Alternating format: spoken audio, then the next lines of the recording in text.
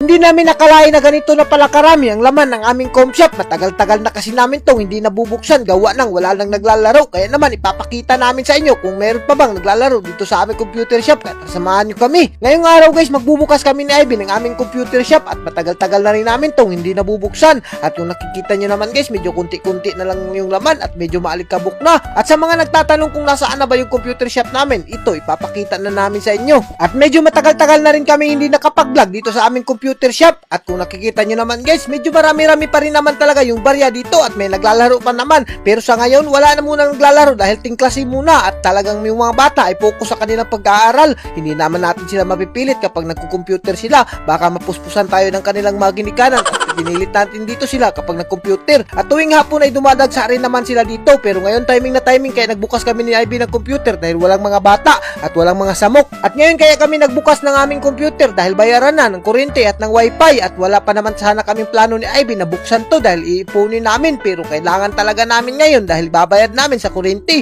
at baka maputlan kami. Naku, hindi na makapag-operate tong aming business. Sa ngayon itong aming com shop ay medyo tabla-tabla lang kami at minsan abonado pa kami sa bayarin sa kuryente at sa wifi, pero ganyan naman talaga, kailangan nating magtiis at medyo nakabawi-bawi na rin naman kami sa ROI nitong aming computer shop. Pero ang kailangan lang talaga namin ay palakasin itong aming computer shop at gumawa kami ng aksyon kung paano ito papalakasin. At ganito naman talaga sa pagbibusiness, minsan nalulugi ka at minsan naman ay dumaangat ka. Ganyan naman talaga, dalawa lang yung kapaingnan mo. Pero kami ni Ivy, hindi pa rin kami sumusuko. At least naman kahit papaano meron kami papaabutin dito sa aming computer shop. Kahit minsan ay nalulugi na kami, pero okay lang yan. At least naman makikita natin na meron pang barya dito sa ating computer shop. At kapag nagbukas talaga kami ng aming mga barya, sinasama na rin namin ang aming piso wifi at pati yung aming tubigan. At ito nga pala yung aming piso wifi at medyo bago pa to, kaya naman hindi pa kami nakakabawi dito. Pero goods na goods pa rin yan, at least naman nararagdagan yung ating income. Sa ngayon kasi medyo mahina pa yung mga computer shop, gawa ng meron pang mga pasok yung mga bata, pero sa susunod na mga buwan ay magbabakasyon na at medyo lalakas na naman tong ating computer shop at maniwala lang tayo sa ating pinapatayong negosyo. Ganyan naman talaga ang negosyo, talagang kailangan mong sipagan at kailangan mong magtiis para umangat ka at kumita ka.